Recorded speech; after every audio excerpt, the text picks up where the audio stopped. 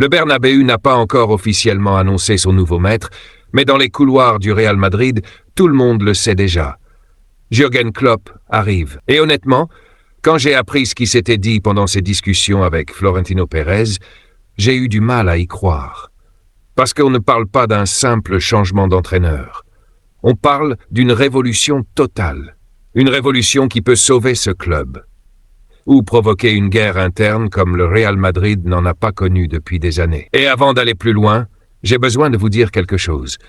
Plus de 90% des personnes qui regardent nos vidéos ne sont toujours pas abonnées à la chaîne. Alors, si vous aimez le Real Madrid, si vous vivez chaque victoire et chaque humiliation comme nous tous ici, abonnez-vous, laissez un like et dites-moi en commentaire. Vous accepteriez vraiment de voir Mbappé quitter Madrid si Klopp l'exigeait? Depuis plusieurs semaines, quelque chose sonnait faux autour du club. Vous l'avez senti, moi aussi. Malgré les discours optimistes, malgré les conférences pleines de phrases préparées, on voyait clairement que le Real Madrid avançait sans direction précise. Les résultats devenaient irréguliers, le vestiaire semblait divisé, et surtout, il manquait cette sensation de puissance absolue qui a toujours accompagné les grandes équipes madrilènes.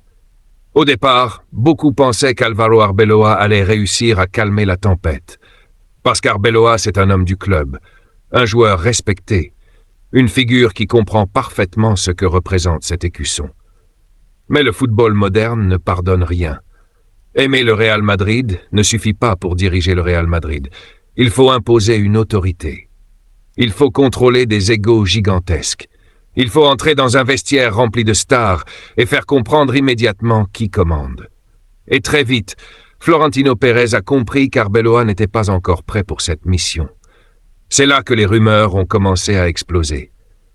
José Mourinho est revenu dans toutes les conversations. Franchement, pendant quelques jours, j'y ai cru. Parce que Mourinho, c'est le chaos, mais c'est aussi une personnalité capable de remettre de l'ordre dans une équipe malade. Il connaît le Bernabéu, il sait survivre à la pression. Et surtout, il n'a peur de personne. Ni des dirigeants, ni des stars, ni des médias. Mais quelque chose a bloqué. Peut-être le souvenir des tensions passées. Peut-être la peur de rallumer des incendies dans le vestiaire. Peut-être simplement le sentiment que Mourinho appartient davantage au passé qu'au futur du club. Toujours est-il que Florentino a changé de direction. Et c'est à ce moment précis que le nom de Klopp est revenu sur la table. Là, les choses sont devenues sérieuses. Parce que Klopp n'est pas seulement un entraîneur célèbre. Klopp est un bâtisseur. À Dortmund, il a transformé un groupe jeune en machine de guerre. À Liverpool, il a rendu au club une identité que beaucoup pensaient perdue pour toujours. Ce n'était pas uniquement du football, c'était une mentalité. Une énergie, une façon de vivre chaque match comme une bataille personnelle.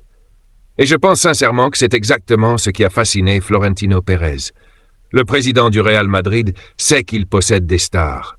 Il sait qu'il possède l'un des effectifs les plus talentueux du monde. Mais il sait aussi qu'un groupe rempli de talents sans discipline collective finit toujours par exploser. Et Klopp, lui, représente tout l'inverse du chaos. Chez lui, personne n'est plus grand que l'équipe.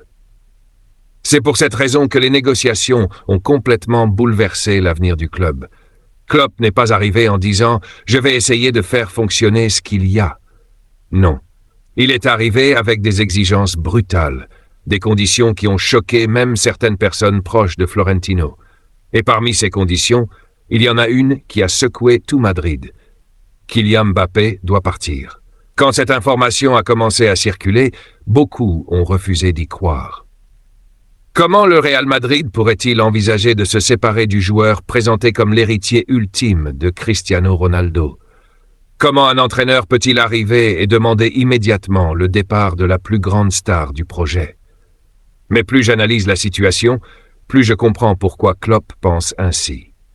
Le problème de Mbappé n'a jamais été son talent. Personne de sérieux ne peut nier son niveau. Mbappé est capable de gagner un match à lui seul. Il est rapide, décisif, spectaculaire. Le problème est ailleurs. Le problème, c'est tout ce qui se passe autour de lui. Regardez son parcours. Au Paris Saint-Germain, combien d'entraîneurs ont réellement réussi à imposer leur autorité face à lui? Combien de fois a-t-on vu des tensions apparaître dans le vestiaire? Combien de joueurs ont fini par sembler étouffés par l'environnement construit autour de sa personnalité? Et c'est exactement ce que Klopp refuse. Klopp veut un collectif qui presse ensemble, attaque ensemble, souffre ensemble. Il veut des joueurs capables de courir pour l'équipe entière, même lorsqu'ils sont des superstars mondiales. À Liverpool, Salah, Mané et Firmino acceptaient de se sacrifier pour le système. Aucun d'eux ne passait au-dessus du groupe. Alors, posez-vous honnêtement la question. Voyez-vous Mbappé accepter ce rôle? Voyez-vous Mbappé défendre pendant 90 minutes sans réclamer constamment d'être au centre du projet? Voyez-vous Mbappé accepter qu'un autre joueur prenne plus de lumière pendant plusieurs semaines? Moi, sincèrement, j'ai des doutes énormes. Et je crois que Klopp partage exactement cette inquiétude. Parce qu'au fond, cette histoire dépasse le football. Ce que Klopp cherche à construire au Real Madrid, c'est une nouvelle hiérarchie. Une structure claire, un vestiaire dans lequel l'entraîneur reste l'autorité absolue. Et selon plusieurs informations qui circulent déjà autour du club, Klopp estime que Mbappé représente tout le contraire. Le plus inquiétant, c'est que cette méfiance ne concerne pas uniquement le terrain. Certaines personnes proches du vestiaire parlent de tensions silencieuses depuis des mois. Pas des disputes ouvertes devant les caméras, non. Des fractures plus discrètes. Des groupes qui se forment. Des joueurs qui ne regardent plus tous dans la même direction. Et honnêtement, quand un vestiaire madrilène commence à se diviser, l'histoire montre que cela finit rarement bien. Klopp le sait parfaitement. Avant même de signer, il a étudié chaque détail du fonctionnement interne du club. Il a parlé à des personnes qui connaissent le vestiaire de l'intérieur. Il a observé les attitudes, les comportements, les réactions. Et sa conclusion a été immédiate. Impossible de lancer une nouvelle ère si certaines dynamiques restent présentes. Mais attention, Mbappé n'est pas le seul nom qui provoque des tensions dans cette future révolution. Et c'est là que les choses deviennent encore plus folles. Parce que pendant ses discussions avec Florentino Pérez, Klopp aurait également évoqué 2 autres joueurs du Real Madrid qu'il considère incompatibles avec son futur projet. 2 noms que personne n'attendait. 2 joueurs adorés par une partie des supporters. Quand j'ai entendu ça, je vous jure que j'ai dû relire l'information plusieurs fois. L'un de ces noms aurait provoqué un silence glacial dans la pièce. Et ce que Klopp reproche précisément à ce joueur risque de diviser complètement le madridisme. Parce qu'au-delà des émotions, il y a une réalité impossible à ignorer. Florentino Pérez semble prêt à donner à Klopp un pouvoir qu'aucun entraîneur récent n'avait obtenu au Real Madrid. Et ça, c'est le détail le plus important de toute cette histoire. Quand un président accepte de céder autant de contrôle, cela signifie qu'il considère la situation actuelle comme beaucoup plus grave qu'on ne l'imagine publiquement. Ce n'est plus une transition sportive. C'est une tentative désespérée de sauver l'identité du club avant qu'elle ne disparaisse sous le poids des égos, des conflits internes et des décisions contradictoires. Avant même de continuer cette histoire, je dois vous rappeler quelque chose d'essentiel. Plus de 90% des personnes qui regardent nos vidéos ne sont toujours pas abonnées à la chaîne. Alors si vous aimez vraiment le Real Madrid, si vous vivez chaque mercato comme une finale de Ligue des Champions, abonnez-vous, laissez un like et dites-moi en commentaire. Vous faites confiance à Klopp pour bouleverser totalement ce vestiaire ou vous pensez qu'il va trop loin? Parce que ce qui s'est passé pendant cette réunion avec Florentino Pérez dépasse tout ce qu'on imaginait.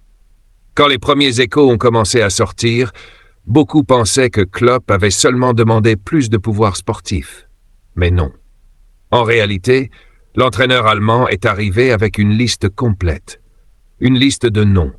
Une liste de joueurs qu'il considère comme des obstacles à son projet. Et honnêtement, plus les informations avancent, plus on comprend que Klopp ne veut pas simplement entraîner le Real Madrid. Il veut le reconstruire de zéro. La première énorme secousse, vous la connaissez déjà, Mbappé. Mais le deuxième nom, celui-là, personne ne l'avait vu venir. Jude Bellingham. Oui, Jude Bellingham. Et je vais être honnête avec vous, quand j'ai entendu ça pour la première fois, j'ai cru à une exagération. Parce que Bellingham, pour énormément de Madridistas, représente l'avenir absolu du club. Son arrivée avait provoqué une euphorie incroyable. Ses débuts étaient impressionnants. Ses buts décisifs, son énergie, son charisme, tout donnait l'impression que Madrid avait trouvé son nouveau leader pour 10 ans. Mais Klopp ne regarde pas le football comme les supporters. Klopp regarde la structure globale d'une équipe. Il regarde les comportements, les équilibres, les automatismes. Et selon lui, le Bellingham actuel n'est plus le joueur qu'il admirait à Dortmund. C'est ça qui est fascinant. Klopp connaît Bellingham depuis très longtemps. Il l'a vu grandir en Bundesliga, il connaît parfaitement ses qualités. Mais il pense que le Real Madrid l'a progressivement transformé en joueur trop offensif, trop libre, trop éloigné du travail collectif qui faisait sa force au départ. Et franchement, quand on analyse certains matchs récents, il y a une logique derrière cette réflexion. Le premier Bellingham que nous avons découvert était un milieu total. Un joueur capable de défendre, récupérer, accélérer le rythme, casser les lignes et arriver dans la surface au moment parfait. Il était partout. Il donnait l'impression de jouer avec 3 poumons. Mais avec le temps, son rôle est devenu plus offensif, plus centré sur les statistiques et le leadership médiatique. Klopp déteste ce genre d'évolution quand elle casse l'équilibre d'un collectif. Chez lui, les milieux doivent être des guerriers. Ils doivent courir jusqu'à l'épuisement. Ils doivent défendre comme des défenseurs et attaquer comme des attaquants. Et selon certaines sources proches des discussions, Klopp estime que Bellingham s'éloigne progressivement de ce profil-là. Mais ce n'est pas uniquement une question tactique. Il y aurait aussi des interrogations sur son influence dans le vestiaire. Pas parce que Bellingham est un mauvais garçon. Absolument pas. Mais parce que Klopp considère qu'il a pris un rôle de leader beaucoup trop vite dans un environnement déjà fragile. Et dans un vestiaire rempli d'ego, les luttes d'influence peuvent devenir extrêmement dangereuses. Vous savez ce qui me frappe dans toute cette histoire? C'est le niveau de radicalité de Klopp. Il aurait pu arriver avec un discours diplomatique. Il aurait pu dire qu'il voulait observer avant de décider.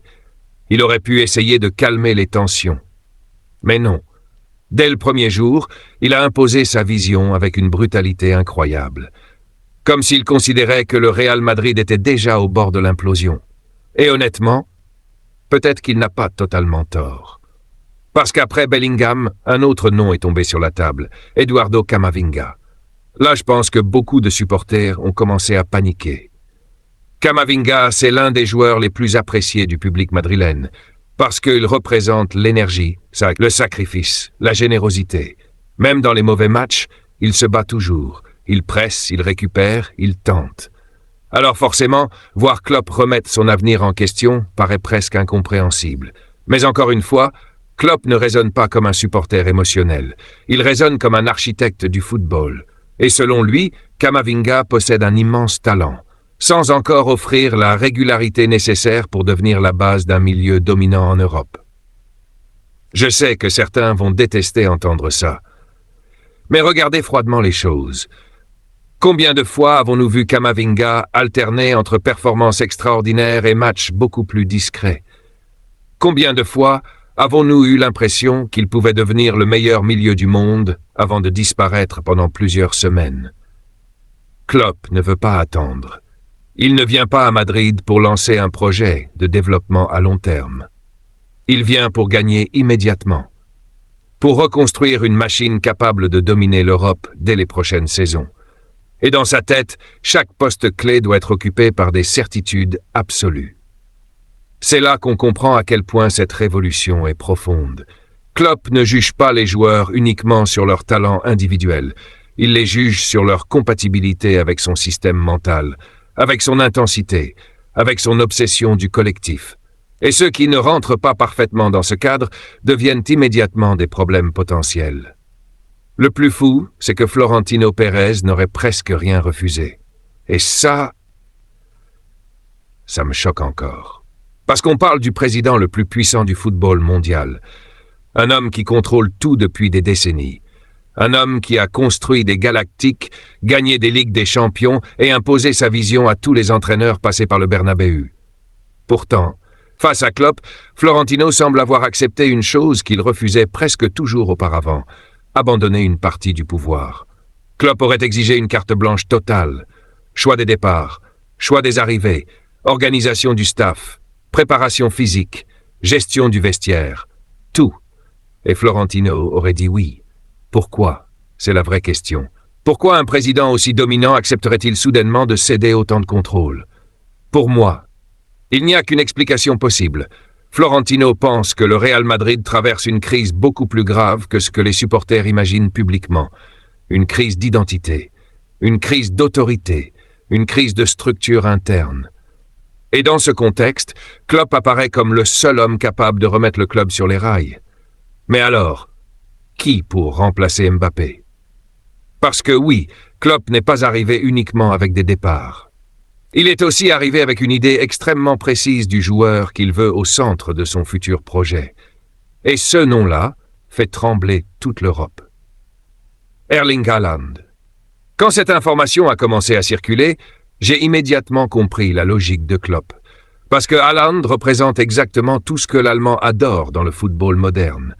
Un attaquant obsédé par l'efficacité, un joueur qui accepte de travailler pour le collectif, un monstre physique capable de presser pendant 90 minutes, et surtout, un joueur qui ne cherche pas à devenir plus grand que l'équipe. C'est ça la différence fondamentale avec Mbappé dans l'esprit de Klopp. Mbappé veut souvent que le système tourne autour de lui. Haaland, lui, entre dans le système pour le rendre encore plus destructeur. Il attaque les espaces, il presse les défenseurs, il transforme chaque ballon en danger immédiat. Imaginez juste une seconde ce que pourrait devenir le Bernabéu avec un football de pressing total version Klopp et Haaland devant. Honnêtement, ça donne presque le vertige. Parce que le Real Madrid n'a pas connu une identité aussi claire depuis les grandes années de la BBC. À certains moments récents, on avait l'impression que l'équipe jouait davantage sur le talent individuel que sur une véritable structure collective. Klopp veut détruire ça, définitivement. Il veut une équipe qui court ensemble, une équipe qui étouffe l'adversaire, une équipe où personne ne marche sur le terrain pendant que les autres se battent. Et c'est précisément pour cette raison que le cas Mbappé devient si explosif. Plus les jours passent, plus on comprend que Klopp considère le Français comme incompatible avec sa philosophie entière. Pas uniquement tactiquement, mentalement aussi. Et ce qui me fait peur, c'est la réaction du vestiaire si ces décisions deviennent officielles. Parce qu'on parle de stars mondiales, de joueurs avec une influence énorme dans le groupe, de contrats gigantesques, de sponsors, d'équilibre politique interne. Ce genre de révolution peut sauver un club, mais elle peut aussi provoquer une guerre totale. Le Bernabéu risque de se diviser. Une partie des supporters suivra Klopp aveuglément parce qu'elle rêve de retrouver une équipe disciplinée et dominante. Une autre partie considérera qu'il détruit trop vite certains joueurs qui représentent l'avenir du club. Et Florentino va devoir choisir son camp. Soit il soutient Klopp jusqu'au bout, soit il commence à négocier certaines conditions. Mais le problème, c'est qu'un Klopp à moitié soutenu devient immédiatement beaucoup moins dangereux. Parce que toute sa force repose sur une chose, l'autorité absolue. Et justement, selon plusieurs informations qui circulent déjà autour du club, certaines personnes très puissantes à Madrid ne seraient pas du tout d'accord avec les exigences de Klopp. Certains dirigeants pensent qu'écarter Mbappé serait une catastrophe économique et médiatique. D'autres considèrent qu'abandonner Bellingham après seulement 2 saisons serait une folie stratégique. Et le plus inquiétant, c'est que ces tensions commencent déjà à créer des fractures avant même l'arrivée officielle de Klopp sur le banc. Parce qu'au Real Madrid, les guerres les plus dangereuses ne commencent jamais sur le terrain. Elles commencent dans l'ombre.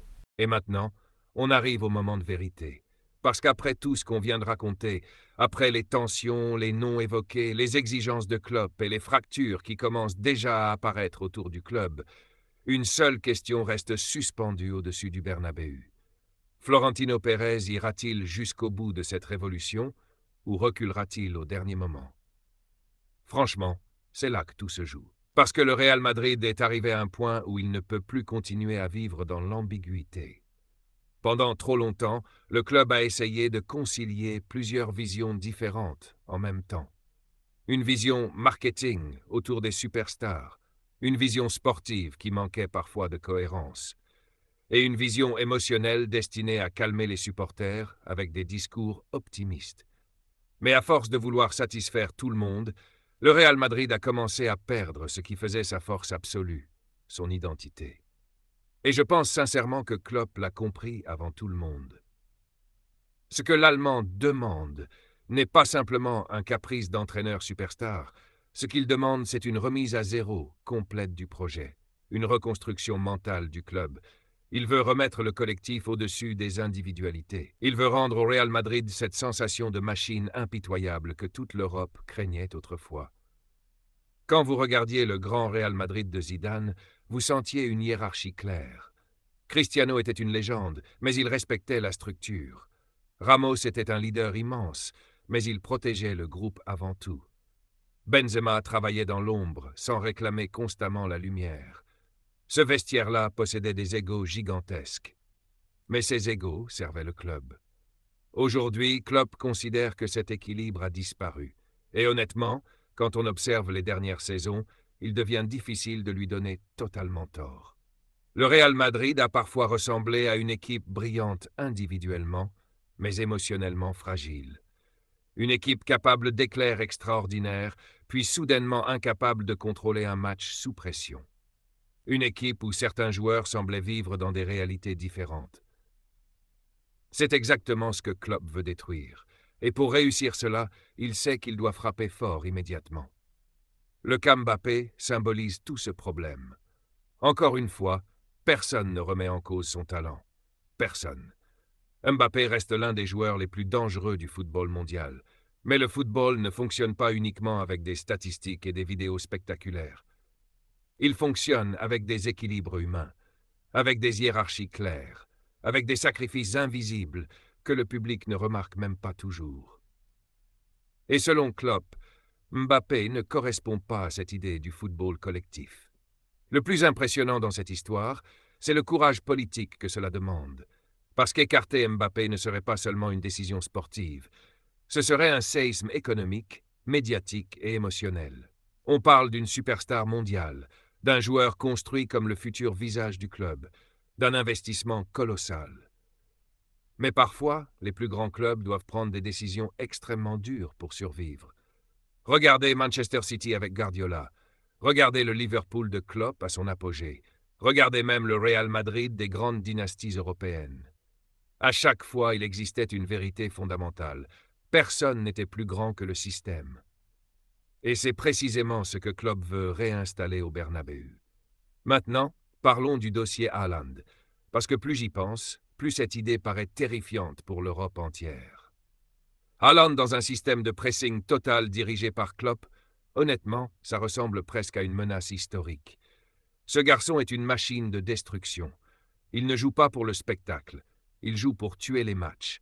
Chaque appel, chaque sprint, chaque mouvement existe pour faire mal à l'adversaire. Et contrairement à beaucoup de superstars modernes, Haaland accepte parfaitement d'être intégré dans une structure collective extrêmement exigeante.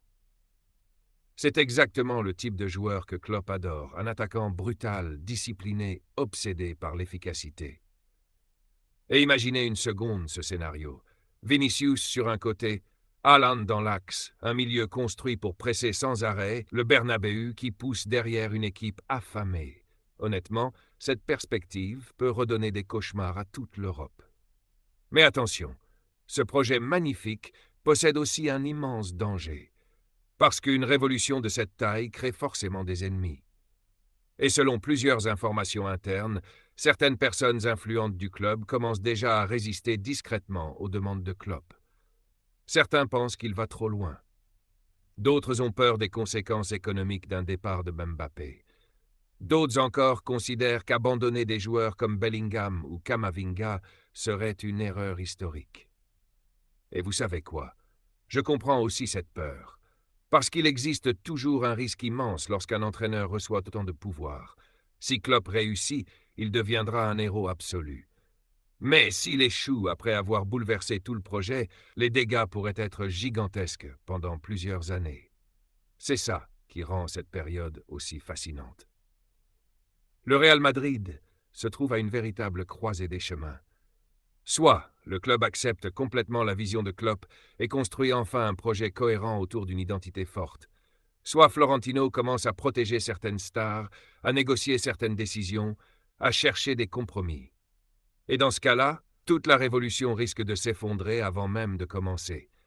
Parce que Klopp ne fonctionne pas avec les compromis permanents. Toute sa carrière le prouve. À Dortmund, il imposait une intensité totale. À Liverpool, il contrôlait absolument tout. La préparation physique, le recrutement, l'état mental du groupe, les détails tactiques. Et c'est précisément cette obsession du contrôle qui a transformé Liverpool en monstre européen. Alors imaginez maintenant cette mentalité appliquée au Real Madrid. Honnêtement, ça peut devenir historique. Le Bernabéu rêve depuis longtemps de retrouver une équipe capable d'écraser ses adversaires mentalement avant même le coup d'envoi. Une équipe qui joue avec faim, avec rage, avec cette sensation permanente de supériorité collective. Et c'est exactement ce que Klopp promet. Mais encore une fois, tout dépendra du courage de Florentino Pérez. Parce qu'au fond, cette histoire n'est pas seulement celle de Klopp. C'est aussi celle d'un président obligé de reconnaître que certaines décisions passées n'ont pas fonctionné comme prévu. La gestion de Mbappé a créé des tensions énormes. Le vestiaire a perdu une partie de son équilibre. L'autorité technique s'est progressivement affaiblie. Et aujourd'hui, Florentino doit choisir entre protéger ses investissements passés ou accepter une transformation brutale pour sauver l'avenir du club. Je vais vous dire quelque chose de très honnête. Je pense que Florentino sait déjà ce qu'il doit faire. Sinon, il n'aurait jamais accepté d'écouter Klopp aussi longtemps. Sinon, il n'aurait jamais envisagé de lui donner autant de pouvoir. Sinon, il n'aurait jamais laissé ces discussions avancer à ce point. Le plus difficile maintenant, ce sera d'assumer publiquement certaines décisions. Parce que vendre Mbappé provoquerait une tempête mondiale. Parce qu'écarter certains cadres du projet créerait immédiatement des divisions chez les supporters. Parce qu'une partie des médias commencerait immédiatement à attaquer Klopp dès le premier mauvais résultat. Mais les grandes révolutions ne commencent jamais dans le confort. Elles commencent dans la douleur. Et peut-être que le Real Madrid a justement besoin de cette douleur pour redevenir lui-même.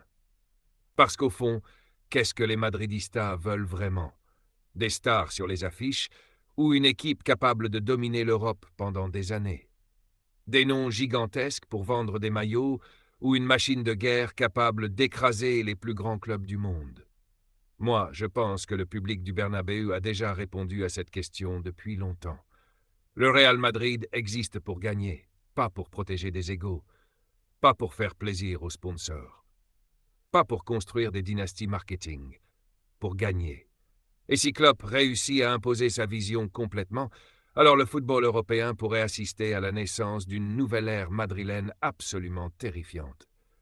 Une équipe intense, une équipe disciplinée, une équipe affamée, une équipe construite autour du collectif plutôt qu'autour des conflits internes.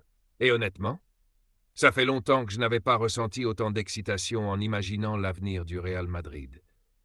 Mais maintenant, tout dépend des prochaines semaines. Tout dépendra des décisions prises dans l'ombre. Tout dépendra de la capacité de Florentino à tenir sa parole face aux pressions gigantesques qui arrivent déjà. Et surtout, tout dépendra de Klopp lui-même. Parce qu'accepter de diriger le Real Madrid, ce n'est pas entraîner un club normal. C'est entrer dans une tempête permanente, une institution où chaque décision devient mondiale, où chaque victoire paraît obligatoire, où chaque défaite devient un drame.